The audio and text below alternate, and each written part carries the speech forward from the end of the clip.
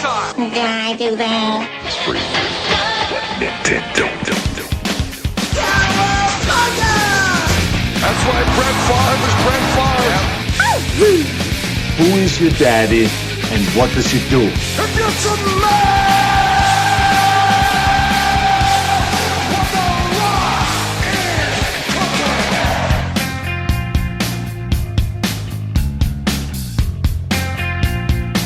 Welcome to the 90s Entertainment Show, your podcast for 90s video games, movies, TV, sports, and much more.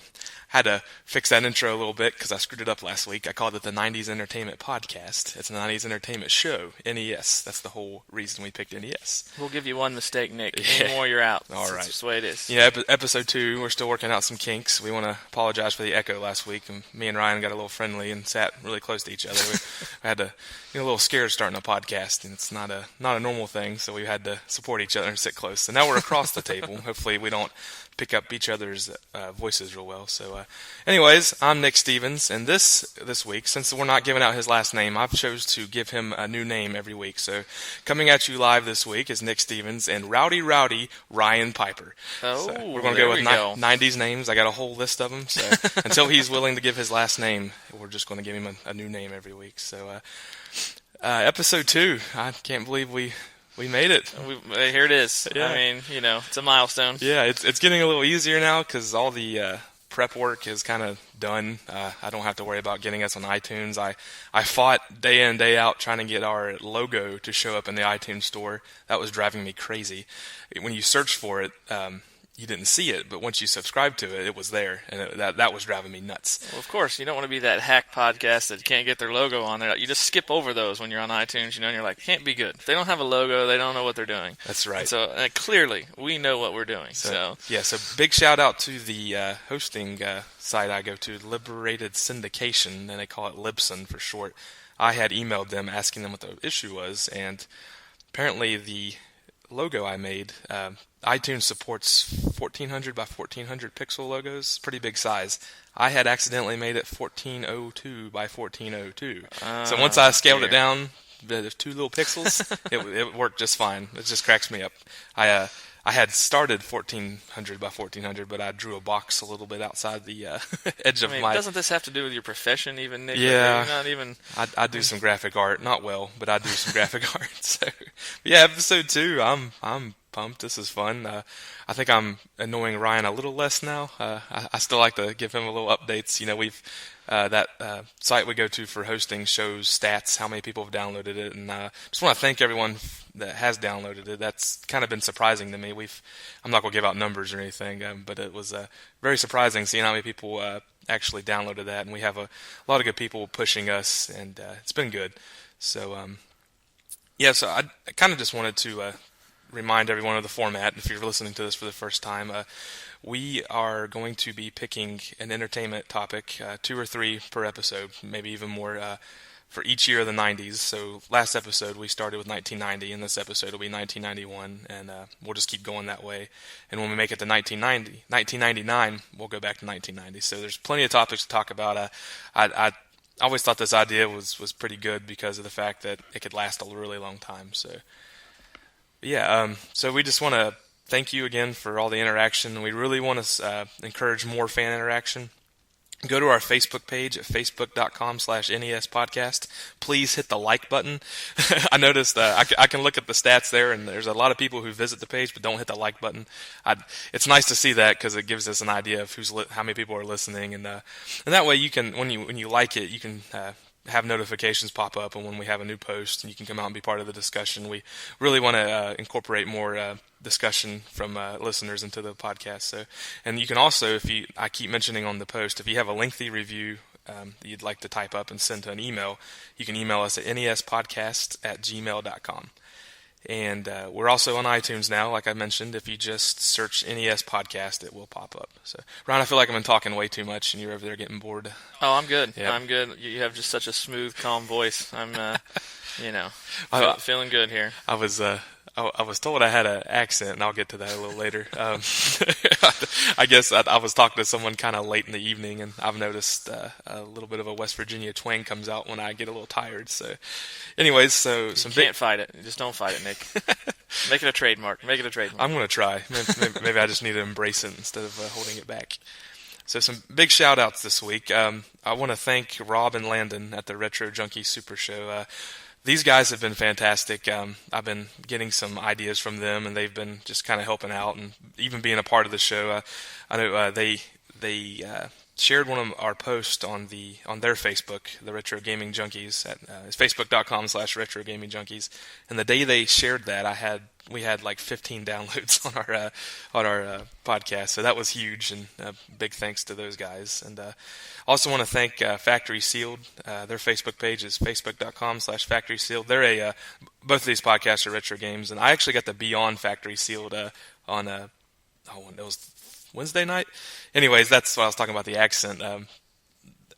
Most of them are on Central Time or Pacific Time, so I didn't get on there till about 11. Of course, I'm tired. I got to go to work the next morning, so I get on there for about 5 minutes and talked about a Castlevania video game. And after I got off, I was able to download it the next day, and they mentioned I think someone said I liked his accent, and they mentioned, oh yeah, he's from the South. The cool thing about that... I never would have thought that would have been considered the South. But Exactly, but I guess maybe it is. One of the guys on the show, Aaron, he actually listened to our podcast, and he was talking about the Wizard last week. Apparently he had went to a concert, and there was a DJ who was wearing a Power Glove. Oh, nice. So, bringing the Power Glove back. So he mentioned that a little bit. So yeah, just thanks to both of those guys, or both of those podcasts, and really appreciate any pushes and plugs. I got to make right before they were getting ready to let me go. They were telling me, okay, it's time for you, time for us to move on to the next segment. And I interrupted. Can I make a shameless plug? I said, no, I'll plug the podcast. So if anyone had heard about us that way, to let us know. I'd be surprised if anyone actually took my plug seriously. I might have sounded real stupid on there, so they may have not, wanted to listen to us. So. Okay, so Ryan, you've been doing good? Doing all right. Doing good. Life is good. Good. Everything's great. So just looking forward to it. Looking forward to this first segment here of, Tecmo Super Bowl. Have exciting news to share. Yeah. But I'll let you take the walk of shame there and announce that. So. Well, I wish we could talk about a video I just watched of Ryan. It would kind of unravel what his profession is, and we can't do that. But it was funny, and I have skills. Let's just be clear. He does have skills. The boy can dance. So we'll just put it that way. Yes, Tecmo Super Bowl. We just played probably 15 minutes ago. We tried to recreate the 1991 Super Bowl on Tecmo Super Bowl on the Nintendo. I was the Giants who won the real Super Bowl, and Ryan was the Bills, but it didn't quite unfold that way, apparently. They did not prevail today, so it was a masterful game played by me, I must say, coming down to the last-second field goal, and I made Lawrence Taylor look like a fool with Thurman Thomas, which does not happen most of the time, but it happened. Oh. And so, I had the angles. I mean, you got to use the angle approach when you're playing Tecmo Super Bowl, and so I had it down. And a few luck plays throughout the game, of course. I believe I had an interception, maybe even a fumble there, some turnovers by Nick, but it worked out. And I'm glad the Bills could finally get one. Sadly enough, growing up, I was a Bills fan through the 90s. I think mostly just because it was the you feel bad for the the homeless-looking dog or whatever in your neighborhood. You just kind of keep feeling bad for the Bills. 4 straight Super Bowls and never a victory. And so was it 4? I think it was 4. Wow, I couldn't remember. I'm pretty sure. I could be, it could have been 3, but I'm pretty sure it was 4. 4 Super Bowls in a row and never a victory. Was it the Redskins they played one year? I think they played the Redskins. And then the Cowboys twice. The Cowboys twice. Okay, and then of course the Giants. I think, and then the Giants. But they were one of the greatest teams there, but obviously won't be remembered quite as much with those 4 losses. But and they got beat pretty badly by the Cowboys once, which I think made it worse. So it's funny, and I'll be sad to admit this. There was an old rap song by Ice Cube. And one of his lyrics was something like, I hope I don't choke like the Buffalo Bills." Like that was in his song back in the mid-90s. So any rap fans out there, But yeah, I was a little disappointed because I was talking some smack. I don't do that well. and I was putting it on pretty heavy, and I really thought I was going to win. I still think the reason I lost because I was going left. I was second player. Of course, I was at Ryan's house. So of course. Ryan's house, Ryan's rules. Exactly. He got the first player controller. First player. And it was my original Nintendo. We're still playing on this is not one of the other versions. This is the actual Nintendo from when at 84 or whatever. Who knows when mine came out, but the spring load system. Spring load. Took us about 6-7 minutes to get it to work. Yeah, it took us a while. We were, hold it in just right and trying to, but finally it came on and we were ready to rock and roll. So that was kind of, I like that. I like the just the nostalgia of blowing in a cartridge. I have one of those clone systems like you talk about, and it doesn't take much work to get it to work. Sometimes it does take a little bit of effort with my system. Yeah. I did have to blow a little bit on a game I had just bought. I bought some games at a flea market last week, and it was so funny because my son walked in. "What are you doing, Daddy? You can't get it to work? Is it broken?" It's funny trying to explain why you have to do that. So, yeah, I lost. I was the Giants. What was the final score? 14-17? 14-17. I mean, I even took the weenie way out, really, and kicked a field goal, which I'm not sure is, true with the times of, Nintendo rules. But, we went conservative, kicked the field goal, almost blocked by Lawrence Taylor, but it got through.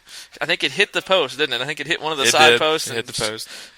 And careened in, and so... You had that classic Tecmo Bowl cutscene action, Oh, yes. You saw the kick, you saw Lawrence Taylor diving as hard as he could for that ball, and then you saw the ball hit off the field goal. I had my hopes up.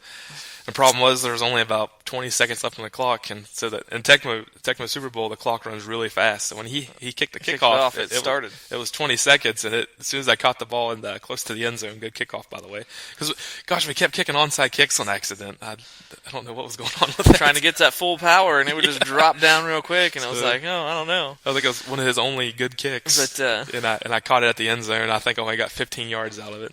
Game was over. It's quite the excuse, though, because, if he'd have picked the angles right, he could have ran it back. He had a chance. But that's true. His kicker was coming at me pretty hard. I was going left, too. Oh, that's right. He's going left. So, yeah, we recreated that. I think it was a guy, who was that? Alan Hinman. You'll be happy, because when we talked about this game, I had mentioned that Ryan and I would be playing, and he wanted the Bills to win. Because he said, whoever is Buffalo, make them win, please. He says he's still upset about that one. So, Alan, I hope that makes your day, buddy. Because I'm a little upset still. All right, so we'll talk about this game some. Did you get a chance to play it much? Yeah, actually I did a little bit. And like I said, we've mentioned the angles a lot, but that was the big key to this game as far as any run play or anything you're doing with the ball. You've got to pick those right angles, and it was real easy to, basically just stop. And the guy goes diving in front of you, you cut the direction, but they did let the defensive guys get really fast. It's like if you start breaking off downfield, it's like these guys all of a sudden they're like way behind, and then they just start catching up, and it's like, whoa, where did they come from? Yeah, Lawrence Taylor turned into Barry Sanders real quick. Yeah, it's like out in the open field, these defense guys just become super fast all of a sudden, and so. Well, after last week's show when we announced we were playing this, I went out and bought the game on Amazon. I paid a little too much for it because it was funny because I bought it on Amazon, and then I went to the flea market a couple of days later, and they had it for about $5. So really should have picked it up there. But so I got to play it a lot through the week. I started a season with the Detroit Lions. Detroit. I don't know. I'm saying that funny, but I started the season with them. I posted the picture on Facebook of Barry Sanders and his little cutscene. I think I played about 6 or 7 games and had like 80,000 yards with Barry Sanders. Total exaggeration, but there's a few games I think I ran 400 yards with him. He was just ridiculous. I was doing loop-de-loops around guys, talking about ankles, and it's funny. Well, it's crazy. That's basically how Barry Sanders ran back in the day. I think he would, sometimes he would lose 20 yards one play, and then he would come back and break it for 80. And so. Yeah, and speaking of Barry Sanders, him spiking the ball on the game just isn't quite his character. He was just... he seemed real quiet. Yeah. I remember he was a very conservative. I really enjoyed that about him. And so... Yeah, did you ever see him? I always remember him just kind of dropping it. Right, I don't know if I remember watching him spike the ball, but... yeah, looking back, you don't see players like that anymore. He was just... Wasn't showboaty. Yeah, I mean, even kind of retired a little early. Didn't do the whole let's play for another 5-6 years. He went out on top, kind of. Yeah, and played for the same team all the way through. And you'll probably hear Ryan and I talk a lot about that. I really respect guys who stick with the same team. They don't go after the money. I mean, he probably wanted more. I mean, everyone wants more money, of course, but he seemed to really enjoy that team. So, and the Lions. I mean, they weren't. You're right. I was gonna say, they weren't an annual contender there or anything every year. So, yeah. So, I kind of wrote down maybe we would talk about the '91 Super Bowl. I don't really have too much to say. It was. I think it was the big thing about that, and of course, big upset by the Bills. But is it the only Super Bowl ever decided by 1 point? Is that? I think at the time maybe it was. Maybe at the time, maybe I mean, it's possible. I don't. But I mean, it was a close game, right? Very, very intense. And of course, the Bills did not prevail. Yeah. Okay. Well, this is kind of neat. We're talking video game and football at the same time. But just to go over the gameplay of Tecmo Super Bowl, I thought it was fantastic, especially for Nintendo. There was a few other football games on Nintendo that were just awful. 10-Yard Fight. Did you ever play that? Well, I vaguely remember it, but right, it was not. It reminded me of playing those old, those big board game footballs. It was just real slow, and so when the first Tecmo Bowl came out, that really just, I don't know, you just didn't expect to see something like that from Nintendo, and the first Tecmo Bowl only had 4 plays. You had 2 runs, 2 passing plays. Except for the 49ers, I think they had 3 passing plays and 1 run play. You were stupid not to get the Bears or the Raiders because you wanted Walter Payton or Bo Jackson. Oh, of course. Yeah. What always upset me about the Raiders is that Marcus Allen was great and everything, but I wanted 2 plays with Bo Jackson. Yeah. So that never could happen. But anyways, thing about that game, I think they only had playoff teams at the time. So I don't think there's a full roster on that first game. No, on the first one it wasn't. It was just a shortened team list. And that's what when Tecmo Super Bowl came out, you had the full roster of teams, most of the players, and you had season mode, kept stats. I thought that was great because when I was finished with each game playing, I could go back and see who the league leader and rusher. Of course, most categories were Barry Sanders touchdowns, Barry Sanders passing, or not passing, but rushing. I always enjoyed that. I was quite the nerd with stats and things. Any game I played, I remember playing games, and I would have a little notebook sometimes before they kept logging, and I would track on my own. If that tells you how sad of a nerd I am at times, and so that's great thing. And so I don't know about great, but that was my childhood. So there we go. When we talk about some of the baseball games later on, you'll find some nerdy things about me too. And so, but I really thought the mechanics of this game were fantastic. The running, like you said, the angles. You really had to. I don't know. I feel like I can play these games better than I can do football games. There's just too much going on. To do a little juke on the Nintendo, you just hit diagonal. Now it's like put the analog stick this way and hold this trigger. I like the simplicity of this, but there's also some strategy because I always thought passing was just really easy, but it's really not. You have to make sure you're on the right side of the field. Like if you're throwing a long bomb, you can't just throw it cross field and just throw it as soon as you get it. You gotta wait for the guy to get down a little bit and time it right, make sure he's not covered. So I guess it's where I've been playing it so long. It seems a little easier than it really is. So when Ryan and I were playing, he was putting some pressure on me, and I wasn't throwing the ball as well. Plus, I was going left. He's going left. But it's always the kicker. So I'm pretty sure what was my percentage? It was a bad percentage. 37. So, we took a picture of it. I'm sure I'll put it on Facebook. Ryan will probably make me. Of course. But my percentage was awful, and I like the fact that you could change who you were throwing to. That was kind of not always a feature in games, but no, it wasn't easy to do. Like I would, when I tried to switch to a different receiver, that's usually when Lawrence Taylor would come in and just annihilate me. But I had an interception with Lawrence Taylor in that game. He did. He did have an interception. Ryan was in shotgun, and so, I think he only had one shotgun running play, so I just went ahead and just went back with Lawrence Taylor and covered his guy. I got an interception. And there it was. But yeah, I thought that was always kind of because you could switch, given time, you could switch to a wide open receiver. And I thought that was always kind of a neat option in those early games when it happened. Yeah. Well, then, whenever whoever's on defense, they're picking the same plays the offense guys are, and if you pick that same play, of course you're getting blitzed like crazy.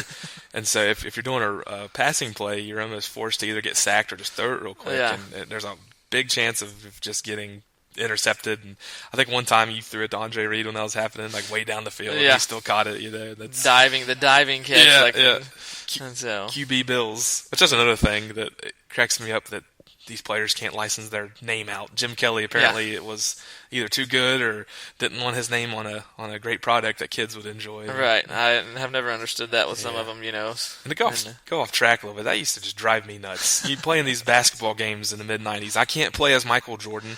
The only game you could play as Michael Jordan for a few years was Space Jam. That game was awful. I never even played Space Jam. If that tells you anything, and so don't play it. And so I mean, I think Shaq was another guy. He wasn't in a few games for a while. I mean, probably. It was like crushing my dreams as a kid. I want to play as Michael Jordan. Yeah, well, of course. I mean, he was the greatest player. I mean, ever really, probably, and definitely all through the '90s. I mean, that's who you want. Yeah. And I guess I'm not too upset about Jim Kelly not being on the game because I mean, it brought back some memories, though. I can tell you. Yeah, it did. I'm a little bitter about that. I used to get so mad when I'd fire up There was a game in particular on the PlayStation. I might slaughter this. NBA in the Zone. I think Konami made it, and you get the Bulls. It was right when Jordan came back from baseball, and you pick the Bulls, and there was just this random guy. I think his last name was Player, and his number was 99. Had these Player 99. Had these fantastic stats, but it wasn't Michael Jordan. Right. It was just wrong. So yeah, I can't think of any other guys on Tecmo Super Bowl that had the generic name right offhand. But I noticed Jim Kelly at first because I launched a Pro Bowl game, and he was the quarterback. QB Bills was the quarterback. So and then just talking a little bit more about the game, the plays. I like the plays on this one better because first they were more than 4. And I'm pretty sure you could swap some out maybe. No. I'm sorry. That was a Super Nintendo game. Yeah. There was an option called change. I thought that was going to change my playbook, but that was actually just roster. But anyways, the plays were pretty diverse. When I was playing as the Lions, I had plenty of pitch passes or pitches I could give to Barry Sanders, or he could run down the middle, and some good passing plays. I always felt a little limited when I played the first Tecmo Bowl. 4 plays, the defense is going to guess it. Let's say 25% chance there. Exactly. That's how you pass. That's how I passed the ACT. Was 1 out of 4 right there. So you learn some good math from Tecmo. That's a lot of statistics and probability. There's a lot of good stuff there. Yeah, I'm no good at that. But the plays were good. Presentation. Tecmo games in general, and I was talking to Ryan a little bit about this beforehand because I just picked up Ninja Gaiden.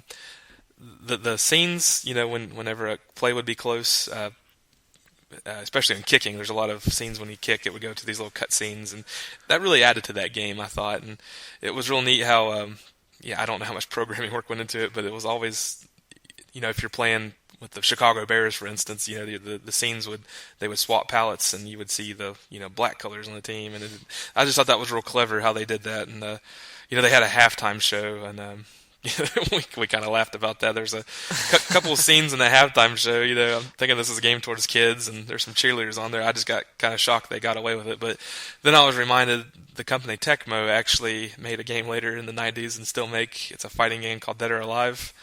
And it's not really there's a lot of girls who fight in it. It's not really the best. It's just a little messed up. I think there's even a beach volleyball game they made with beach volleyball. Yeah, so it's, I don't know, maybe the guys in Tecmo are just a little weird. 8-bit, 16-bit graphics. Yeah. Of course, as an 8-year-old kid, I was probably always like, oh, there's the cheerleaders. Exactly. So yeah. Obviously, you think of the evolution of games, how, like you play a current game and they have elaborate, but these were the first ones that really did that, though, with what they had, the halftime show, they would always cut to that. They'd even do, I guess it'd be the equivalent to their, instant replay like you would see on a new game now, like the cut scene where you're making the diving catch or, the field goal goes in, kind of deal. And so, when you think, they basically paved that way to all this presentation that we have in games now. And it was, for what it was pretty solid. It was the scenes that they put together there. Oh yeah, and yeah, absolutely. And playing Ninja Gaiden again, I don't even think it was needed for those games to be good. It was just this added bonus that just made it 10 times better. Probably not 10 times better, but it was much better just seeing that, and it got you more into the game. And and the only thing I really didn't like about the Tecmo Super Bowl and the last game was the music. It was just a little annoying. I didn't feel like they needed all that just that Yeah. cheesy music. Some of the tunes are okay, but depending on like what team you're using and if you're home or away, I think sometimes the music just got real annoying. They're very memorable tunes. Like I remember, especially the first Tecmo Bowl when you score a touchdown, I can almost hum that tune on demand. But yeah, that got a little annoying. Did you even pay attention to it, Ryan? I don't a whole lot. I'm not quite as big of a music ear as you have, but it's a curse. In general, I kind of felt that the original video games, just with the way that the sound and stuff was limited, got rather kind of repetitive and annoying. Oh, yeah. In general, with some of them, when they just played it, when that same tune just got played over and over and over again. I didn't really notice it in Tecmo Bowl though, as I had in some games, and so. Yeah, and I do play music, and I'm kind of a big dork in the fact that like I love 8-bit music, like the Mega Man series. I just offended him by no, you didn't the offend 8-bit me. music. No, Podcast is over. No. I'm calling it right now. This will be the last one, people. I'm sorry, I've upset Nick now. So what's funny is even on the Factory Seal podcast, when I was on there for about 5 minutes, I mainly talked about the music in the game, and and probably because I was mainly tired and couldn't remember what I wanted to talk about. But it's just I can always relate the music with the games, and it's funny because I love the Mega Man series. I love the music, and there's actually a couple guys who have made like the Mega Man 2 for in particular, because that's probably the best soundtrack. They have made a whole album dedicated to that soundtrack with like heavy metal guitars, and I eat that up. I actually learned a few on my guitar, and of course I'll play them for people, and no one recognizes it. Like what? What's that? So, but yeah, I wasn't a big fan of music, and something I always thought was weird about the Tecmo games is, when you're getting ready to hike the ball and you don't hike it, the guy just keeps going hut hut hut hut hut hut. It kind of makes me picture he's going out there and then the huddle and saying, something on 87. Yeah. Yeah, there was lots of huts in there, that's for sure. And but it was kind of cool because whenever I'd play, I did this a few times against Ryan. If I'm used to the computer, they kind of always hiked it at the same time, so I would get in that rhythm, and I'd pick Lawrence Taylor, and like as soon as I'd think that rhythm would start, I'd start hitting the A button. You'd have to mash to break tackles, and I'd accidentally switch my player. Oh gosh, and I got to switch back to LT. I don't think I picked anybody on that team on defense except for LT. No, it was always LT. Always LT. But yeah, there's a cool opening scene of the game. Yeah, I forgot about the intro. We literally just watched that down here because I always skip the intro at the house, and it showed some of the big teams, the 49ers, and that's right. And it showed Lawrence Taylor tackling some guy. That was kind of cool. But yeah, so yeah, the sound and the presentation, and like the sound was okay, but I really liked the presentation, and I wrote down just the amount of teams and players, and I thought that was pretty impressive for a Nintendo game. I think maybe other than that, just RBI Baseball had that at the time. Yeah, I can't think of any other games, so. And that's impressive. I'm sure that took a lot of work to get all those contracts and to get the teams to allow you to. Because I think that even had the NFL seal on it, which on the I think it did. front of the Might cover. have. So, and I don't know what kind of work that entails, but at the time it probably was new. And right, that didn't happen. Games like you said, even the first one only had 8 teams or something, and you got to get all those license and agreements to, and so. Yeah, but I kind of wonder. Speaking of RBI Baseball, if they may have done it underhandedly, because when RBI Baseball came out, it was under the 10-gen license, which wasn't an official Nintendo-approved cartridge, so they were using a different type of cartridge, and they actually had this, and I don't know the technical lingo, but they actually had this little, I don't know if it was a chip or some kind of a piece that would actually override the Nintendo system to let it play it, because there was a certain way the Nintendo worked that would only let it play that certain cartridge and that certain chip. So they figured out a way to like override it. But eventually, a lot of the 10-gen games were licensed and they're on the normal cartridges. But I just always thought that was so. I don't think I ever knew that. Yeah, I actually have. I think it's RBI Baseball 2, and I always thought it was cool that it was a black the black sloped front cartridge, and I always thought that was like really cool. And that was one of my favorite baseball games. Throughout, and so. Yeah, and see, that's why I was talking a lot of smack about Tecmo Bowl, because I don't think I've lost the RBI Baseball against you. We play that a lot. I don't think so. When we come over. And so, vindication. That's all I have to say. Vindication. My family comes over for movie nights sometimes, and Ryan and I will just kind of sneak off to the basement. Our wives are watching the kids. We'll fire up RBI Baseball. Braves against the Reds. Yeah, it doesn't turn out well most times. Yeah. So, Tecmo Super Bowl, you think it fares well today, Ryan? I do. I mean, actually, just witnessed. It was been last year. In my profession, a group of people played a. I don't think it was the Super Bowl. I think it was Tecmo Bowl maybe, but it was a tournament played amongst 8 people with the old. I think it was all on computer, but and so I mean, so even and it was younger people. They enjoyed it. I mean, they really had a good time with it, and so I mean, it really does kind of. I mean, it holds up. I mean, I'm not sure any people would run out and buy, just to play all those things today, but it's still very enjoyable, and it has the entertainment value, and it's a fun game. Yeah, I absolutely agree, because you don't see people going out and replaying like the PlayStation baseball and basketball games. No. I mean, they got so annualized, and just it's the same game over and over. If you have one, you kind of have them all. And I think Tecmo Super Bowl absolutely holds up today. I had more fun. Like, I got more hooked on that than I would a current Madden game, because they're just too in depth for me. And I've talked about that before. I can't stand these new sports games. Well, and I think that's the big kicker with a game like this. Like, there's a level playing field, really. You know what I mean? Like, I don't have to go. I wouldn't have to play Tecmo Super Bowl 400 times. To compete with someone who has played it 400 times. Yeah. Because it has that simplistic value. Like you said, with all the newer games, like unless you know all the tricks and trades and stiff arms and break this tackle and do this and do that, like you just can't compete. And but you can pop in this game, and obviously you've played it more than I have, and I didn't compete. I dominated. He did. There we go. He I did. said it. Thank you. I even told Rob from Retro Junkies last night that I was coming down here to own you today. When I talk smack, it just doesn't work. I'm usually that silent type that just kind of lays back and just I consider myself the Barry Sanders of gaming. Oh, how about the that? Barry Sanders. You may have just dishonored his name by saying that, Probably. though, since you just lost. So, yeah, that's true. True. But did he ever? His team wasn't always that he good. Didn't win. He didn't always win. So he didn't always win. All right. Well, I feel like we need some segue music to whoosh movies. Maybe I'll make that. Was beautiful, right? Was there. that good? Yeah. So, all right. So the next topic. You got anything else on Tecmo Super Bowl? I'm good. You're good. Yeah. Yep. Awesome game. Recommend it. So yeah, I mean, they even tried to resurrect it a few times. They have a Tecmo Super Bowl out on PSN and Xbox. I think it's on PSN. I don't know, but it's on Xbox Live Arcade, and it's just a bunch of generic teams. It didn't go over well. I think the license kind of helps it. But yeah. Anyways, segue to movies. If anyone's been on the Facebook page, you would know that we were going to talk about Terminator 2. It came out in '91. It was a huge hit. I think it was a top-grossing film. I didn't look up what awards it won, but I'm sure it won something. That's when you think about Arnold Schwarzenegger, that's the movie you think about Terminator 2.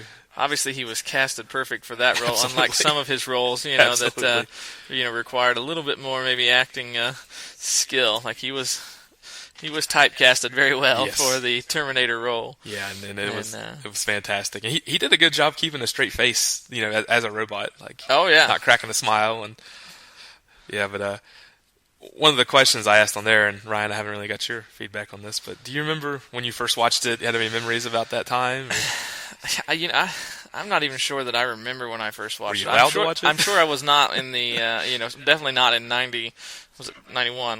So definitely not in 91, I'm sure. Let's see, I would have been probably 10, 9 or 10, and when I hear Terminator, of course, I always feel like older movies, are never as bad or inappropriate as newer movies. Yeah. Well, we just always talk about how bad things have gotten, you know what I mean?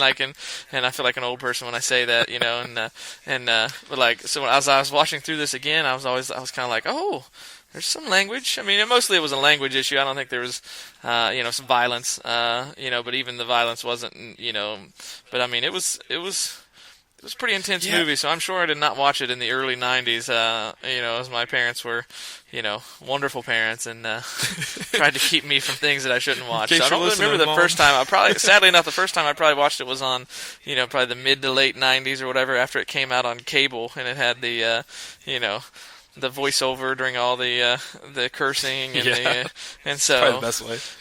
But so I don't remember the first time that I saw it. And it's so weird because for me, I went to the movies and watched this in '91. I was probably 7, and I don't know. I can't remember movies exactly. I don't know. I can't remember, and maybe I need to go ask again. But I can't remember if I was with like an aunt or an uncle, or because I know my mom wouldn't have taken me to see that. She, but at the time I didn't. Because I didn't even know what the F word meant. Right. That was the one that was dropped quite a few times. Yeah, I was there. shocked. And, I got into Terminator really big a couple years ago watching some of the newer stuff. And when I went back and revisited Terminator 2, I was just surprised. Yeah. I didn't expect it. I mean, it was right. It was kind of a little shocking considering how that it does target. It doesn't target. I mean, the kids necessarily, but like the action figures. I mean, kids. Get into the Terminator. I remember it's like and then you watch that movie and you're like, wow, you couldn't even really allow. I mean, you would hate to. I mean, just with the language and things that are involved. I wouldn't want my kid to watch it right now. No. I mean, and so. Yeah, it's a good thing it was on Netflix because I would watch it on my phone or on the iPad. I wasn't going to turn that on in front of my kids. but yeah, that and there were a few violent scenes. I know when the one scene in particular is when the T-1000 is in John's foster home. And John Connor calls back, and he's actually had turned in kind of, I don't know what you call it, morphed. Power Rangers, but kind of morphed into his foster mom. And when he sticks that, when his hand turns into that sword thing and goes right through the milk carton, to the back of the throat of the foster dad, and that kind of just shocked me. And there's another scene where he turns his finger, and he's that security guard at the psycho hospital, whatever you call it, and he stuck that little knife thing right through the dude's eye, and I just, oh gosh, that kind of took me off guard a few times. Yeah, it's pretty gruesome at times there. But kind of for those of you who might not know the story of Terminator, and this is big spoilers for people who don't know this Terminator story. Terminator 1. Did you ever watch Terminator 1? I have seen Terminator 1. I mean, didn't watch it just recently, but the great thing about Terminator 2 is I don't even think you need to watch Terminator 1 to really don't. to really enjoy it. Now, what's nice though about the evolution between Terminator 1 and Terminator 2 is how and obviously in 1, if you've seen it, if you haven't, sorry, the Terminator is the bad guy. Yeah. And so Arnold Schwarzenegger's and so it's a neat evolution between 1 and 2 of how, here was this, machine that, basically ruined lives, the first go around and was, indestructible, and now he's back as the ally and the good guy against a better machine that's more indestructible, and so it was just kind of it really was a nice twist, to that series, as far as from 1 to 2 goes. Yeah, and 1's even. It had a few scenes in it that were completely inappropriate too when I went back and watched it. But yeah, like Ryan said, you can kind of just summarize it in Terminator came back from the future, tried to kill, Linda Hamilton, Sarah Connor, before she got pregnant, and this guy came back to help her out. And it turns out he's John Connor's dad because they had a relation. So, and they kind of talk about that in Terminator 2, which I thought was good because that movie was so huge. Of course, I watched Terminator 2 before I watched the first one. I think that's probably like a lot of people did. I'd kind of remember back. I mean, Terminator I don't think was quite as big budget as the as the second one, and so they did. I think they knew that, and I think wisely they did. They, like you said, they really did recap the story pretty well throughout the the second one, so that you weren't completely in the dark as you're watching it. Yeah, and the story of the company that I guess built the artificial intelligence and the robots was Skynet, and then you'll hear a lot of versions of this story because it kind of evolves as the Terminator series goes, but in a nutshell, it's they were making weapons for war, and they started to. I think in the movie it talked about a stealth fighter that could run itself, and I guess eventually they got so smart and I think they attacked Russia, and then Russia was the one that sent the big. I think so. The giant napalm that just kind of incinerates everybody. It's a couple more gruesome parts of that movie, but that's kind of the basis of that. So everyone's trying to stop that from happening, and of course John Connor is the in the future he's the kind of the leader of the resistance. So they're and when you think about it, I think it's obviously a little before its time as far as right now all these post-apocalyptic shows are huge. Yeah. Like, that's the thing. All these, TV shows and, movies, everything's, we even have these reality shows of, what are they, the preppers and the Doomsday Prepper. Yep, so right. it's a real thing that people, are considering. And here, this movie series, more, necessarily maybe even more than this just movie. The Terminator series is very, post-apocalyptic setup. before the post-apocalyptic was even kind of the cool thing to Yeah, do, apparently. Because this is, what, 20 years old? We're looking at, is that right? Oh man. And so You're not really good at math, Ryan. it was ahead of its time there, as far as that goes. Yeah, I agree. And like I said, I think I said this in the last podcast. I'm for some reason just fascinated with the things on the apocalypse, and like I said, I'm a real positive guy, happy-go-lucky, and it just amazes me. I don't know why I like that stuff so much. Yeah. Maybe because I picture myself as a hero or something. And you always hope that I will be. Yeah. That's, not to get sidetracked on that, but you always, when you watch shows like that, you're always like, you play out, this is what I would do, and then I'm like, man, I don't think I would do that. I'm not sure that if I would run and cry in a corner or something, but until it happens, I can at least tell myself that I will be that guy that opposes all evil and saves the group that I'm with, and so. And what's great about Ryan, and I'm pretty sure after he and his wife watched The Walking Dead, that she went out and bought a crossbow, right? She wants to. I have not let her yet, but she has this strong desire. She just says that that's the best weapon because you can. It's quiet. It's quiet. You can make your own ammunition if need be. You can reuse ammunition. She thinks that's the ultimate. And of course, this is my wife who has probably never shot a gun in her entire life, and so, but it's almost made me think I should get her one just because I would enjoy playing with it myself. Yeah.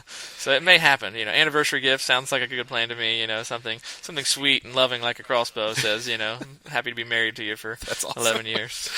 Yeah, absolutely. I think it's just an interesting subject because a lot of people believe that kind of stuff can happen, and no one really. People don't really know how it will happen. So there's so many different takes on it, and so people are just fascinated with that subject.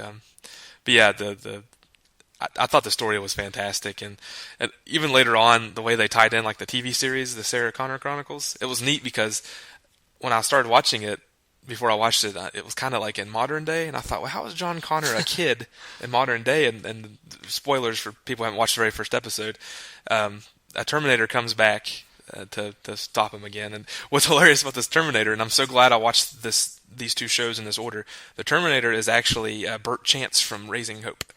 So if I would have watched Raising Hope before I watched the Terminator, it would just not have been good because he does fantastic. I think the Terminator's name is Cromartie. So okay. He does a fantastic job playing this Terminator because he's kind of, I don't know if you watch Raising Hope. I've seen, yes. Yeah, but I shouldn't talk about this TV show much. But anyways, he comes back, he's chasing them and some crazy time warp happens and then they end up present time with, they keep the same age. Okay. So that it was really cool how that turned out. But yeah, the Terminator series, it's real expansive now. I know there's a Terminator 3 and then Terminator Salvation with Christian Bale, and he plays John Connor. I didn't really like those as much, but it's still interesting to kind of follow on that. Like when you consider Terminator and Terminator 2, that was I'm a little bit of a nerd as far as the director was James Cameron, yes. which I always feel like does a wonderful job. Writes it, directs it, yeah. Yeah, with the stories, like, you even think of his other movies, like Avatar, like he's very good at expanding the world that the movie is in. And so I always feel like that's a huge part of movies like this that have these, sure, it's a great action film and, and it's got, people hunting someone, but like the great thing is that you believe in this world where Skynet is this bad situation, and it's, everyone, they have to save lives by doing this, and so he just really develops an entire, environment and world of everything that's involved, and so you just find yourself sucked into it, more than just watching, you think of the 80s and you think action movies were big, sometimes it was just run around, shoot, blow something up, which I enjoyed immensely, but like when you find yourself, in the situation, and I feel like that's a masterful work of directing and writing. Yeah, and to expand on what Ryan said, I absolutely agree, because you think about Avatar and even Terminator 2, they really play on the emotional side, because the whole movie in Terminator 2, John Connor's kind of teaching the Terminator about emotions, and giving him these high fives and these one-liners. But it was so cool when they were in the car. They just got out of the hospital, and I guess I always want to keep calling her Linda Hamilton. That's the actress's name. But Sarah Connor turned around and she kept telling her son how stupid he was from coming and getting her, and he starts crying. And I can't remember. I think he said, "Why is there water yes. coming out of your eyes?" And that just kind of set up. They kept talking about crying, and wasn't at the very end of the movie when he was Yeah. going down. It was a little cheesy. Yeah. That was a little cheesy of a line, but but it was good. Like he said, now I know why you cried. yeah, I really, of course, on Avatar, that's a real emotional movie, anyways. Yeah. But I like you said, I like what James Cameron does with that kind of stuff. A question I wanted to ask you, Ryan. I kind of have my answer, but a lot of people consider this a very important film, just kind of in the evolution of sci-fi and everything. Why do you think it was so important at the time? Well, obviously, I think it did break through the science fiction with. I mean, when you think, and I'm just watching it recently, the graphics. I mean, are extremely good considering this was a 20-year-old movie. Yeah. And I think what's even better is they knew the limitations of the graphics. Yeah, they didn't So try they to push didn't, it. because sometimes you watch a movie, like that, a science fiction, they always, they just didn't. We just didn't have the technology at that time to do some of the things that probably could have been very cool as far as when you're thinking of this world. But they knew the limitations and they kept them where they were, and so like everything looked spot on. Like there wasn't anything that was like, oh, that's like when you watch a movie you think, oh, that's and so it was done very well with the graphics. Everything was believable. And just, I mean, I just think it hit a home run in the world of science fiction. Yeah, And I agree. And just the digital age coming into effect, where you can basically make a guy completely out of a liquid. Yeah. And so. No, I agree, and I think the only little, I'm always picking things apart, and probably shouldn't. The only thing I noticed was kind of bad looking is when T-1000 would get shot, it looked like someone just put like a ball of aluminum foil because it just didn't move much. And Right. Yeah, other than that was maybe some of the lightning at the beginning of the movie around those semis. Yeah. That looked Right. I mean, at the time, I'm sure everyone was just jaw dropping. But his transformations from the liquid metal into just like the human was fantastic. Yeah. I love one of my favorite parts of that was when he was chasing down the car and he turned his hands into that hook and part of it fell off. And John Connor took the piece of metal and threw it onto the road. And then, of course, T-1000 walks up to it. It turns into liquid and just kind of goes into his shoe. Yeah. That was really good. And it's neat because on Netflix they're showing it at a pretty high resolution. I don't know what it was, 720 or I don't know. But it looked really good. So and asking that question, why was this so important? I was doing a little research on it, and it was the most CGI used since 1982's Tron. And wow. It really, I think this kind of spearheaded CGI going forward. There's a lot of movies that came after that didn't do it so well, but I feel like the 90s were really when they figured out how to use CGI. Of course, computer technology was advancing, but I think they did it right. They like you said, they were now their limitations. They did everything right. So, the CGI was really good. I think it holds up. Maybe except for the foil on his stomach I was talking about. But I think that's great. It's a real good graphics. I thought so. I keep stuttering and rambling about this. I'm trying to find a segue to the next section. Like I said, I need more sound waves to come through. But the next thing we're going to talk about is the acting, and we already mentioned Arnold a little bit. He did a good job of, even in the opening scene when the dude's butt naked going into that bar and just straight faced. And yeah. I just wonder how many times they had to take that cut. I So, just wonder how long he could keep that straight face. But I'd say a while probably. like, I think he had it down. I don't even know was he blinking. Do you remember I him don't blinking? even know. I mean, it was just Right. It was so good. I thought that is his perfect role. He still had his his accent, Right. but it was a very robotic accent, and it was very believable for a robot. Oh yeah, he pulls it off extremely well. So, And I thought he did a good job. Did you? I agree, yeah, I thought. Like I said, I think it was the perfect role for him. I mean, which he had obviously many roles before that, but obviously that's probably his most memorable, series movie. Was the Terminator. Yeah. Everybody, that's referenced all the time. He's called the Governator. Yeah, I mean, so it clearly, made his mark there. Yeah, and then I kind of just wrote on this little cheat sheet we're using. I just wrote down some of the actors. Actress Linda Hamilton. I thought she did good. I really liked the scene where it was the slow-mo scene where she was trying to escape the hospital and she sees Arnold. Yeah, and she's just flipping out. I thought that scene was so good because it was slow motion and she literally looked terrified. I mean, she did. She sold that well. And I've even heard. I should have looked it up. Other movies that reference Linda Hamilton in this. Maybe it was Scream. Was it the Scream movie? I don't know. The Scream series. I don't know if you ever watched the Scream series, but Couple of them. you know, it's a girl in that one that's, you know, getting hunted by a killer, and I think the bad guy said, you kind of have this whole Linda Hamilton thing going on because she keeps winning. And okay. You know, yeah, I remember that. And I was like, so, you know, even, you know, it's referenced in other things because it's true. Like, she has this. What was memorable for me was at the end when she's, you know, pumping that shotgun with the one hand. You know, she's just like, you know, because their other arm's been shot or whatever. And I was like, you know, I'm like, oh man, that's the woman you don't want to mess with right there. She got that big shotgun, and just, exactly. You know, chucking through the shells with one hand. And so, I think the only bit of critique I have, I think she acted a little too tough at times. Yeah. Especially when they went to that desert to find all the weapons in that armory. She just, I don't know. Maybe I'm just being picky, but it was just kind of, she had her ponytail back and her cigarette hanging out of her mouth. It was just, all the cigarette. Yeah, that was a scene where you're like, oh, that's nice. Yeah. So, I thought she did a good job. The next one I wrote down, I don't even remember his name. The kid. Do you know? I don't. He hasn't been in much since. I think he's been in a few little comedy and so, high school movies with it. Somebody told. I was talking with a friend of mine. He'd said that he was pretty sure that he had some, you know, personal issues outside of as he grew up, which you know really just kind of derailed his, you know, thing. Which he did okay, and he wasn't. I don't think he was necessarily fantastic in his acting as a kid, but it's hard to critique, you know, a kid. Yeah. You know, I think he did he did a fine job, you know, as far as, you know, what the expectations were.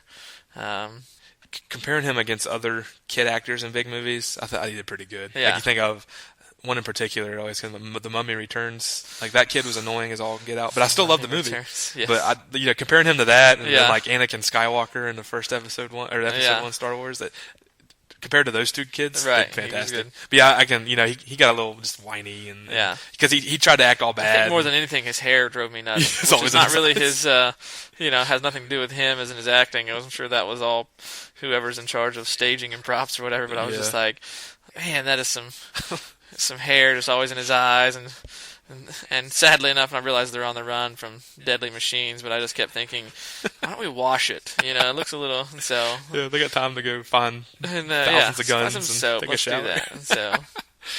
Well, yeah, and what cracked me up, you know, he acted so bad, and at the beginning of the movie, he's, you know, ripping off that ATM, and you know, let's go spend some money, you know, they go to the arcade, which... I would have spent $300 in an arcade, but I'm just thinking this kid's so bad, I thought he'd try to buy like a new motorcycle or something. Yeah, he's playing, what was it, Afterburner, I believe, in the arcade, sitting in the full simulator Afterburner at the arcade. First game they were playing, Ryan had watched this again before me, and he was talking about the arcade, and he mentioned that, and I started paying attention. The first game he played was Missile Command. Missile Command. Yeah, an old it's, you know, where the missiles are coming down, and you gotta shoot the... But and what else did I see in that arcade? Rampage. Remember the Rampage? The monsters are crawling up the buildings, and a lot of them are older games, but which, you know, has been brought back. You know, think of Wreck-It Ralph. You know. Oh yeah, I mean, come on, that's a complete knockoff of Rampage. Let's go with it. But yeah, but Ryan had told me to watch for that arcade scene. We could talk a little bit about it. So I tried to slow down a little bit and pay attention to what was there. But yeah, that was, you know, for me, anytime I saw a TV show or a movie where someone went into an arcade, I got excited. Yeah, just because when we go over all these 90s subjects, I'm probably most passionate about the video games. I feel like we're talking more about the movie, but it's probably one of those things where we probably will never not have a video game to talk about. Yeah, I'm sure not. We'll kind of come in and out with sports and music and stuff, but yeah, the video games. So. Any other recognizable actors? Well, what was his name? The redheaded kid that... I can't remember the name of the movie. The mullet. Yeah. I don't know what it is. He wasn't in it real... It was John Connor's friend that rode on the bike with him and was... but really, I have no idea what his name is at all in the movie or in real life. Yeah, and if you remember that TV show Salute Your Shorts, Nickelodeon, he was Budnick. He was kind of the bully. Yeah. He was the one always getting on Uggs nerves. And did he have the mullet in that too? He had. I don't know. I think that's what I think was memorable about him was the red hair, and then it was always a little longer, like the mullet type. I don't know if it was as groomed up as it was, because in the movie it looked like he had a perm or something. Yeah, it was. Quite, yeah. They'd had time to fix his hair, but not John Connor. Exactly. Anyway, whatever. You're stuck on the hair. I'm moving on. That's what we can. All right. So. Favorite scenes. I don't know if you've had time to think about this, but I'll go ahead and talk about. I love the one-liners. My favorite. I wrote down this little cheat sheet was when the Terminator kept killing people, and John Connor was, you can't kill people, you can't kill people, and he made him swear or whatever. I swear I won't kill people. So that whenever they go to break into the hospital, he just walks up to the security guard and just shoots him in the kneecaps. And John Connor's flipping out, and he always says he kind of bent over and check him out, and he looks at John Connor and he says he'll live. I just thought that was great. And yeah. There's a scene later on where they were is when they were in the where people who were actually we're going to build the technology. He went in there, and all the cops came in, and he just started shooting them all in the knees. That was fantastic. I love all the action scenes. Don't get me wrong, but the funny stuff always sticks out to me a little bit. Yeah, and there was more humor than you would think in that movie. Just with him teaching him, John Connor trying to teach this Terminator machine, yes. How to relax and have fun, kind of almost, and so.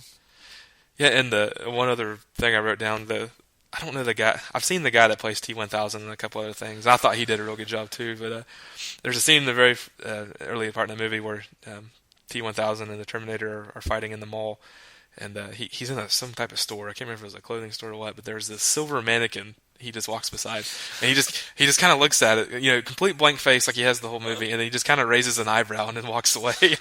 I love little. Yeah, I don't think I caught that one. Yeah, it's something I don't remember seeing until I watched this again in the past few days. I started watching most of the scenes, and that part just made me laugh so hard because I almost had to pause it because I was laughing so hard. It's not this kind of stuff you usually pick up on, like you said, but I love when movies do things like that because when I was a kid, I probably didn't understand why he kind of raised his eyebrow because he's probably thinking, this might be another liquid metal robot like me. But yeah, I love that scene. All the action scenes I thought were fantastic. The semi and the motorcycle kind of chase. Those are good. Yes. There's a part where whoever's doing the motorcycle driving was awesome because they were down there in that little, I don't know, it was like a little off. It's like an off ramp. It's like the longest off ramp I've ever seen. Or like when they were racing down there when he was the spillway. I think it's like a spillway type thing for flooding is when they were in there. I have no clue, but the semi was just given a little bit of room, and of course Arnold, I'm sure was a stuntman, came through that motorcycle. It doesn't look like there's hardly any room at all, and I can't imagine how fast they were going, but he shoots right through there and it was just things where that wasn't CGI. They had to be really actually made. Yeah. So that always impressed me. So that chase scene was actually really good. I thought that was probably my favorite actions of the movie. Of course, every time he would shoot the T-1000 with a shotgun, he'd split open. That was so cool. Yeah, that was always. And they used a lot of shells on that T-1000. Sometimes I kept thinking, this doesn't work. Well, let's try something else. Yeah. And so, but they would unload into him. Now I have no experience with shooting much of a shotgun, but it's what Arnold was doing when he'd shoot that shotgun and then kind of spin it when he pumped it. Was that impressive? Is that so? Have you ever shot a pump shotgun like that? I've never one like that. I've shot it just the fact that he could supposedly shoot it one-handed would be impressive. Oh, yeah. And he was like pumping it and spinning it. Yeah, and then he would spin it kind of like it was a lever action sawed-off shotgun, and he would spin that, and so you'd wonder that had to be a pretty good skill set. I mean, when you think. Because it wasn't your old school Western spin, with just the trigger part there. It was actually the lever action that he was actually, loading in another shell as he spun it and flipped it back around. Yeah. And so, that's definitely the classic, Terminator, moment. And I would love to see how he learned to do that because his whole body was stiff and his face was so straight, and it was perfect because when he had his sunglasses on, But that to me that character is just bad. I love it. Bad isn't good. Yeah, that's a '90s term. He's bad, but yeah, I love that. And like I said, the movie holds up. That's always, I think it's going to be a question for everything we talk about. Does it hold up today? And usually the topics we're coming up with probably yes, because I don't want to talk about anything I don't like. Right.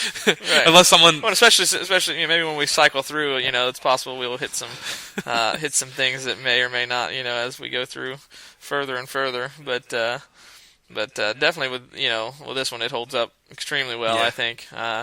Like I said, I don't think it tried to do too much, with things that it couldn't do, and I think people would love to sit down and watch it again if they haven't watched it, previously.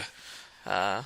What's kind of interesting is the fact that now I'm only 32, but I feel that I'm, old enough now that when I mention things that people sometimes don't know what I'm talking about, they're like, "What are you talking about? I've never seen that," or I don't, and I'm like, "Oh, that's sad." Yeah, well, growing up in the '90s, I remember my dad talking about, he loves the '70s music, '70s movies, and even a little bit into the '80s, and he always say things like, "Oh, movies aren't the same; they're just not like they used to be, and music's the same thing." And even doing this podcast is an indication that I'm thinking that way.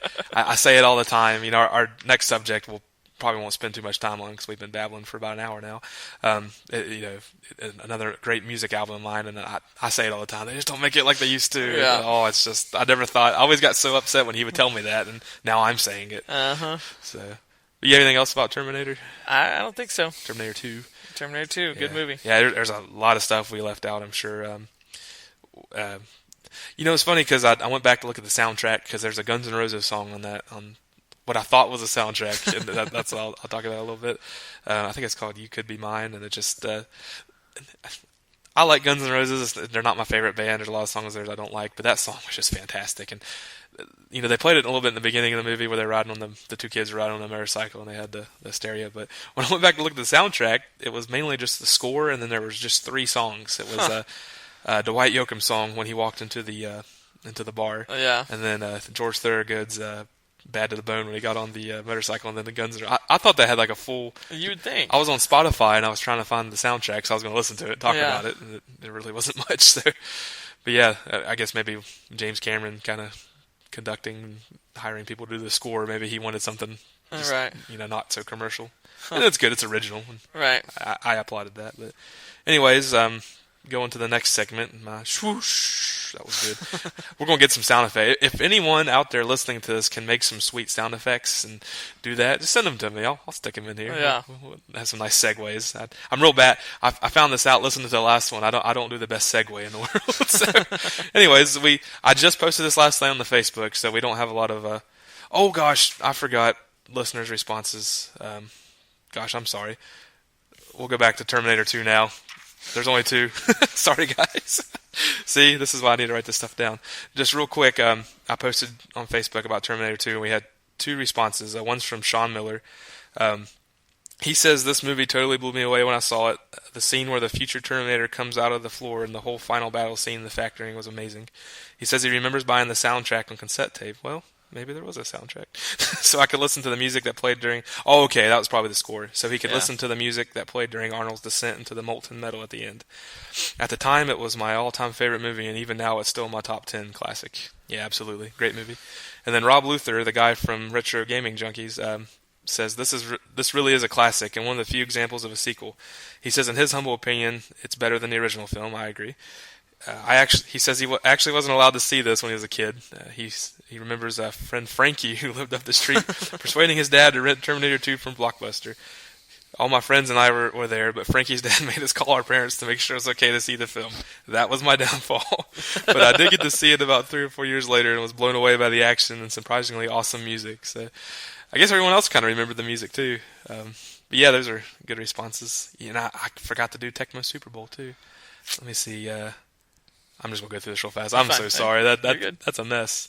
We're going to get this down one of these days. A guy by the name of Douglas DeLucky Jr. I hope I'm getting that right. Yeah. About Tecmo Super Bowl, going back in time. If I wasn't too lazy, I might just copy and cut and paste this into the Tecmo Super Bowl. But I don't think I'd do it. Just for the pure entertainment factor that I forgot, and I don't want to leave any of the listeners out. Douglas says, talking about Tecmo Super Bowl, the first time I got blisters on my thumb from a controller was playing this game. I was trying to beat it with the Raiders and Bo Jackson. Totally worth it. And the next few comments, just to kind of sum them up, were from Alan Hinman. We talked about him. He said it's the greatest football game ever made. And, of course, he said, whoever is Buffalo, make them win, please. I'm still upset about that one. Alan, unfortunately, I was rooting against you there, but Ryan made that happen. I did. He did beat me with the Bills. Rob Luther, again, from Retro Gaming Junkies, says... by the way, Barry Sanders and Bo Jackson were practically invincible in this game. And I agree with that.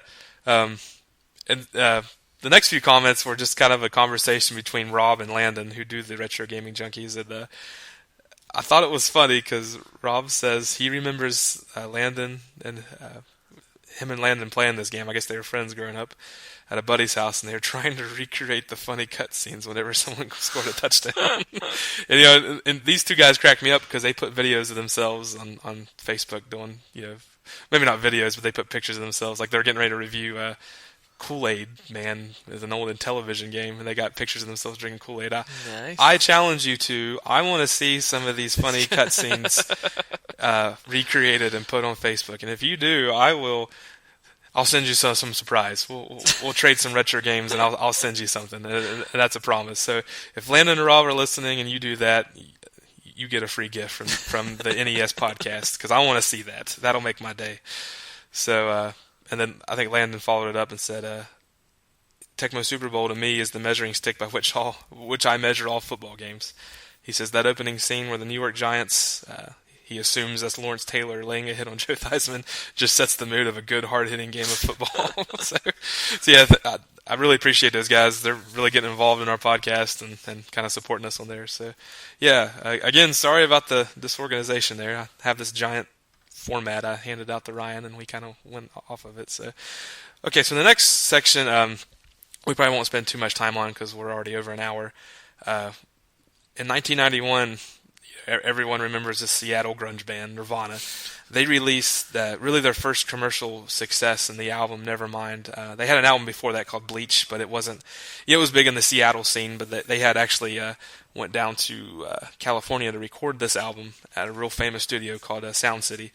So they were getting pushed to be a little bit because everyone the local music scene really liked them, so they wanted to kind of get them more out into the major scene. So the question I kind of asked myself, why was this album so special? Nevermind, and I think this is the album everyone had. It's the album with the baby swimming naked. That's probably the most memorable thing for me with it is that the disturbing cover of the. Yeah, which I've actually read some articles about that guy who was the baby. Like he's been on the internet stuff, which is funny. I actually posted the picture on our Facebook page and it had covered up the nudity just in case. I mean, I don't know. That could be offensive to some people. It wasn't really offensive to me, but I did just in case. I don't want to offend anybody. So, but why was this album so special? And what made Nirvana so special? And a lot of people kind of credit them for starting the grunge music. And me personally, I never understood why they called some of these other bands that came after them grunge. Because at the same time, Soundgarden, Pearl Jam, and Stone Temple Pilots came out, and I didn't really consider them grunge. Yeah. Because the thing that made Nirvana so special is it was raw. And, they did record at a professional studio, they did do some recording tricks, but you listen to the guitars and the vocals, and it's not, I don't want to say well rehearsed, but it's just not, like, he doesn't perfect it, and it almost makes it more emotional, and it's funny because a lot of the songs where he gets real loud, his voice actually gives, but it still sounds, it just fits the song, and I'm probably looking too much into this, but if you watch the Nevermind, the making of the album on Netflix, it talks a lot about this, and a lot of there's a lot of tricks they did in the studio that kind of surprised me because I always thought this was just kind of they went in and recorded it and left, but Kurt Cobain, the lead singer and guitar player, actually did a lot of double tracks, so he would actually sing the song and then come back and sing it again. He didn't harmonize himself, he just kind of did a melody, and it was funny because on the documentary, Kurt Cobain was a big Beatles fan, and he didn't want to do that. The producer said it would sound cool, and every time the guy running the sound system he would say, well, John Lennon did it. He would actually, he would go back and do it, but so yeah, I listened to the album again. Did you get a chance to? I did not, and I was not a Nirvana fan. Oh, so that's throughout. So I have very little to throw at you on this one. That's all right.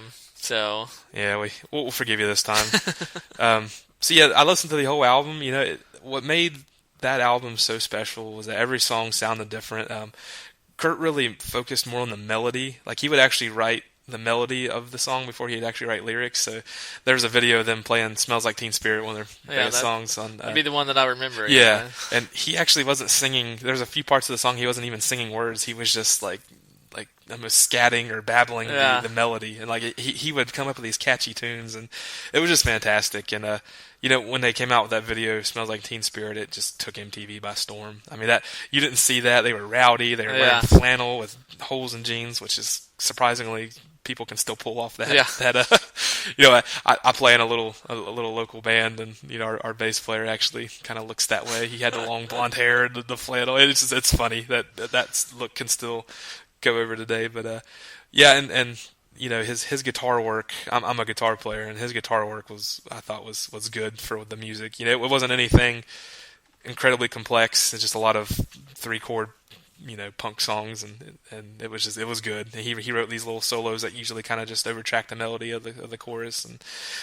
it was just good. It's one of those albums that I will listen to probably till the day I die. It's just, and I can pop it in, Yeah. and I can listen to it from track 1 to the last track, and I can't do that with music nowadays. I think a lot of music nowadays they write to get a few singles out there just to get them famous. Wow. And a lot of the quality is just watered down. They have a lot of people writing for them, and I don't know. I get a bad taste in my mouth for the new music scene. Like I said, I'm acting. I sound like my dad now, but Don't make him like they used to. yeah.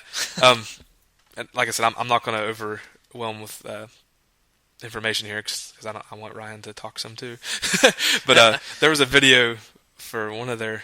It was the second or third single. It's called In Bloom. And I love this video because it started off with this guy. It was like one of the old 50s or 60s music shows on cable TV. And it started off with this guy introducing Nirvana. Of course, he said something like, and here with their new hit single, In Bloom. And he calls them Nirvana. Yeah. It was just, and they show up, they're wearing suits, and they're just being all calm. It looked like the Beatles. And Kurt's actually wearing those real thick black frame glasses, which I'm sure he was making fun of at the time, which is now a trend. Right, now as I say, it's back for the hipsters. So it shows them doing that, and they're playing this real loud song, and they're just kind of swaying back and forth. And about halfway through the song, it kind of flips the set, and then they start just trashing it like they do. I think one of the guys is wearing a dress, and they were always breaking their equipment and stuff. So that was my favorite video, and they were really known for just trashing the stage.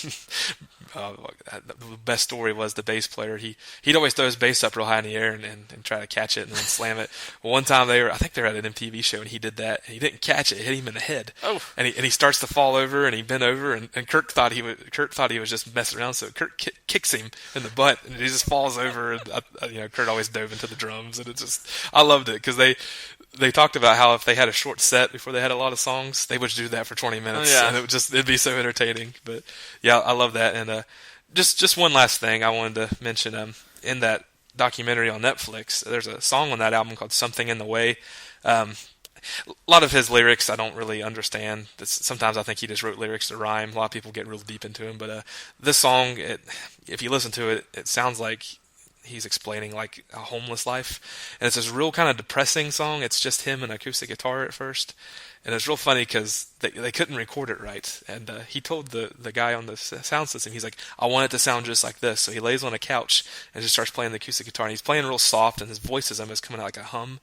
And so the guy runs over there real quick and puts a microphone on him, and they start recording it, and that's actually what the song is. And the funny thing is, most of their other songs are using a click track, they just kind of like a metronome. Yeah. This has no click track, so when the other guys came in to play this, they had an awful time trying to keep rhythm because he just wasn't. Right. But I just thought I didn't know that about that story, and it was I usually don't like slow. I love heavy metal and hard rock. I usually don't dig the slow songs, but that was just cool how that came about. So yeah, Nirvana has a fantastic legacy. Kurt died in '94. He was only 27 years old.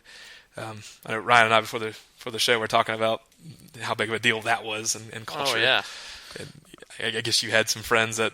Well, I was talking about like some people took it real hard, just because like people that I'm sure probably never even seen him in concert or anything like that. But it was just I would have been high school age there, right at the beginning of high school, and like some people were just like because he was just young, and everybody had loved the band. They'd just really kind of taken off in the last few years, and people were just like.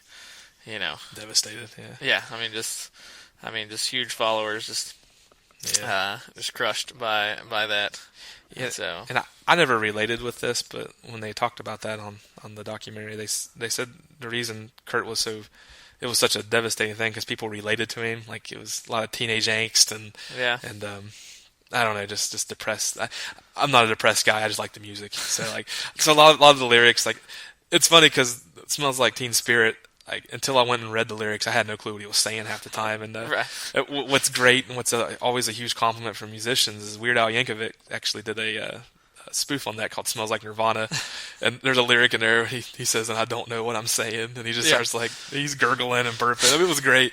So like, and I just loved it. And kind of go back to how he made catchy tunes and melodies. The song "Lithium" is actually the very first two choruses. It's just him saying "yeah," and he just emphasizes the word "yeah" and kind of holds it out. It's just people say he's a genius. I don't know how you classify that as a genius, but I think he was just really good at writing catchy songs. So. Right. But anyways, the legacy lives on. Dave Grohl was the drummer, which I'm a huge Foo Fighters fan. Love those guys. And what made me so happy about the Foo Fighters, I just assumed it was just going to be Nirvana Part 2. But Dave Grohl has taken that band and just made it something special. And they'll be going on forever. So yeah, Nirvana. I probably went on longer than I really thought I was. And Ryan's probably. You're a music guy. It's all right. I've dropped the ball on this segment myself. So yeah, it's funny because I've been in multiple bands my whole life, and no matter what style music is, country or I played in a church band for years. We can always. Wait a minute, you were in a country band? Is that what I you played said? country for one month. I was a fill-in bass player. Yeah, interesting. It was miserable. I don't think I ever knew that. Yeah, I was in a metal band in high school, a couple of rock bands, and of course I do play in a current church band. But the country band that was a funny story. But it doesn't seem no matter where I go, we'll start sound checking on "Smells Like Teen Spirit" or something, or some Nirvana song. A lot of people know "Come As You Are." It's a real simple guitar lick, but it's just funny how that lives on. And I know teenagers today that seem to like Nirvana. I still see Nirvana shirts when I go to the local mall and stuff. So it's a legacy that I don't think will ever end, like Led Zeppelin or the Beatles. And I think you can rate Nirvana right up there with those guys. Yeah. Whole different style of music, but it kind of killed the 80s hair metal and brought in more of this alternative rock. I think it set the foot for alternative rock. Yeah. So yeah, Nirvana. So yeah, I love it. 1991 was a big year. Two of my favorite things that happened we didn't even talk about: the release of the Super Nintendo and then the Atlanta Braves. We could probably do a whole show on the Atlanta Braves. Ryan probably won't talk at all. No, I might not. But for the next time we come around 91, I do want to do the release of the Super Nintendo. I just wasn't able to secure that enough time because I'd like to. It'd be fun to get all the launch games for the Super Nintendo and play them. I think it was like Super Mario, Pilot Wings, and F-Zero, I think, when I researched that. So I'll try to pick those up and we'll play them. I didn't want to do Mario. Quite a bit of research because I was not a Super Nintendo guy. Yeah, exactly. Like I said that before, that I went to the Sega. No one. Well, hopefully in the next few years we can play some of your Sega games because I didn't have a Sega, so that's I would love to dive into some of those. I have this weird clone system now that I hate doing it, but it's this little device you plug the Sega cartridge into, and then you plug it into your Super Nintendo, and it plays a Sega game. The video is awful on it. I really need to get a real Sega, but so at least I have the access now to play some Sega games the real way. Right. I was gonna say because I think Sega was the first. Madden? Wasn't Madden released first on Probably. That or Sega. PC. They had a lot of PC games. PC. It could have been PC first. I don't know that for sure. Maybe a listener will know and they'll tell us.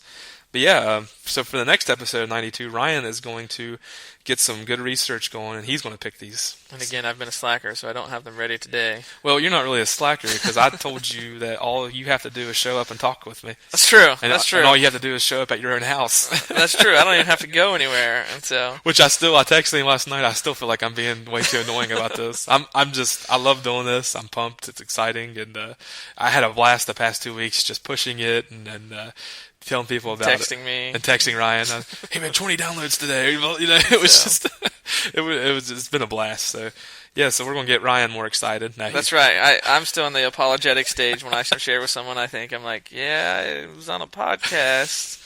And so. Oh, it feels so weird. It feels like just the epitome of just being a dork. And so sometimes, of course, we say that we probably are offending all the listeners right now. That. That's the thing. I felt like I could listen and not be a dork. The fact that I wanted to start one. And I was talking with a buddy who's like, who listens to the podcast. And we were just saying how we feel it shows our age a little bit more too, considering 5 years ago, like I just when I had headphones on or in the car, I'm listening to music, and I'm now it's like all I listen to is podcasts. Me too. Being a multi range of things. And it's like, man, I've really switched over to the informational age in my life of podcast and audiobooks. It's audiobooks. Audiobooks. That's so. It's a little sad, but Hunger Games trilogy was fantastic. And so I I still, though, occasionally I'm like, I'm on a podcast.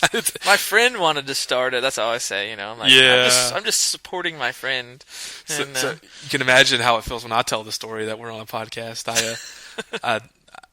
Where I work, we have an office in Texas, and I work real close with someone down there, and they were asking me, "What's all this stuff you're posting?" Because we're on Facebook. What's all the stuff you're posting on Facebook about NES podcast? Is that something you listen to? Like, oh no, I gotta explain this. Yeah, well, listen, because I'm working at a pretty decent sized corporation, and it's probably not normal for someone just to be that would be why my last name has not been given yet. Yeah, because people will find Ryan out I fast. don't want to explain that multiple times a day. And I actually work kind of far out of town, so I don't think people really want to care. But yeah, it's fun. I think we're going to get a little bit more comfortable with it. Like I said, the excitement hasn't stopped yet, so I've been overwhelming Ryan with these formats and trying to. Well, the format's good. It keeps it going. I forgot to read the responses. Yeah, it'll work itself out. So, all right, so yeah, that wraps it up. We went a little longer than we did last time, and what I wanted to close with, I really, really wanted to promote just getting more feedback. We're doing I think it's been great so far, but I really, really, really, it'd be really nice to get more listeners involved. Write into our email at nespodcast@gmail.com. I don't care if you write a 2-page report on how much you love the game or hated the movie or kind of like the music we're talking about or sports. We would just like to know that you're listening, and it's good to be part of a show. The one show I mentioned that I got to kind of sit in on for a few minutes, they incorporated that, and it has been a blast just to write in and talk about what they're going to be talking about. So go to our Facebook page this week when Ryan figures out what he's going to talk about. It'll be soon. We'll post that on there, and we're going to try to do this bi-weekly the best we can. We both have kids, and I woke up very early to come over here because we mentioned doing it in an evening, but we knew the kids would be wanting to come down here. But we're just going to try our best to stick to a bi-weekly format. Things are going to get a little better come summertime, so we'll do our best to stick to that. So yeah, check us out on Facebook. Facebook.com/NES podcast. Leave your comments there. If you have a suggestion, if you have something dear to your heart in '92, suggest it. We'll talk about it. We'd love to get you involved. So yeah, absolutely do that. Brian, you have anything to close with? That's it. I'm good. All right. Well, I'm going to end it with this tagline. Let's see how good I can do this. This has been the 90s Entertainment Show, your podcast for 90s video games, movies, TV, sports, and much more. So we thank you for listening. Thank you for all the responses on Facebook. Thank you for all the future responses on Facebook and our email that I know you're going to do now that I've challenged you. So have a great day, and we'll catch you next time.